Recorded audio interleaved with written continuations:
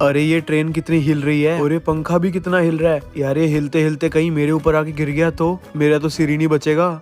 एक काम करता हूँ, अपने ऊपर बैग रख के सो जाता हूँ। गिरेगा तो बैग पे ही गिरेगा ना।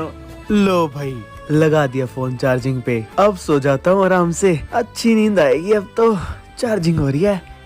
उई, 1 मिनट, मैंने फोन चार्जिंग पे लगा रखा है। कोई यहाँ से आ तो नहीं जाएगा और मेरा फोन ले गया तो? नहीं यार, मैं इसको एक काम करता हूँ, अपने पास ही रख के सो जाता हूँ। नहीं, नीचे रख लेता हूँ, अब कोई नहीं आएगा।